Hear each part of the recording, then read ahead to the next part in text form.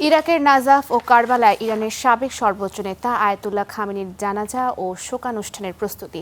এদিকে যুদ্ধের পুরো সময় জুড়ে ইরানের প্রেসিডেন্ট সহ অধিকাংশ শীর্ষ নেতৃত্ব ছিলেন অনেকটাই আড়ালে, কিন্তু এখন একে একে প্রকাশ আসছেন ইরানের শীর্ষ নেতারা। তাহলে কি যুদ্ধ পরবর্তী ইরান নতুন রাজনৈতিক বার্তা দিতে চাইছে? যুক্তরাষ্ট্র ও ইসরায়েলের যুদ্ধের সময় নিরাপত্তার কারণে ইরানের শীর্ষ নেতৃত্বের প্রকাশ্য উপস্থিতি ছিল খুবই সীমিত, কিন্তু ইরানের সাবেক সর্বোচ্চ নেতা আলী খামেনির জানাজা ঘিরে সেই চিত্র বদলাতে শুরু করেছে। এরই মধ্যে ইরানের প্রেসিডেন্ট মাসুদ পেজেশকিয়ান ইরাকের নাজাফ ও কারবালায় শোকানুষ্ঠানে অংশ নিচ্ছেন বলেও জানা গেছে। যুদ্ধ শুরুর পর পাকিস্তানে একদিনের সফরে গেলেও এবার এটিই তার অন্যতম গুরুত্বপূর্ণ বিদেশ সফর। আবার তেহরানে খামেনির জানাজায় উপস্থিত হয়ে নজর কেড়েছেন সাবেক প্রেসিডেন্ট মাহমুদ আহমেদিনেজাদ। যুদ্ধের পর সামাজিক মাধ্যমসহ বিভিন্ন গণমাধ্যমেও তার মৃত্যুর গুঞ্জন ওঠে।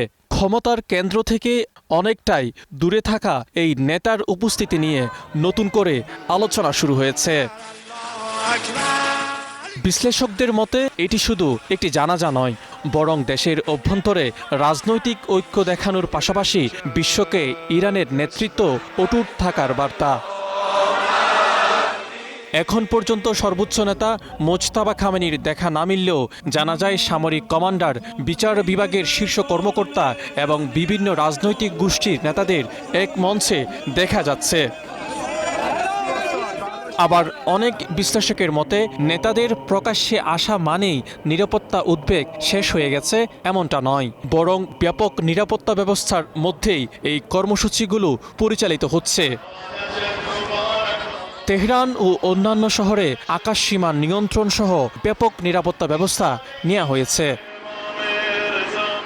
মাজিদ শাহরিয়ার, স্টার নিউজ।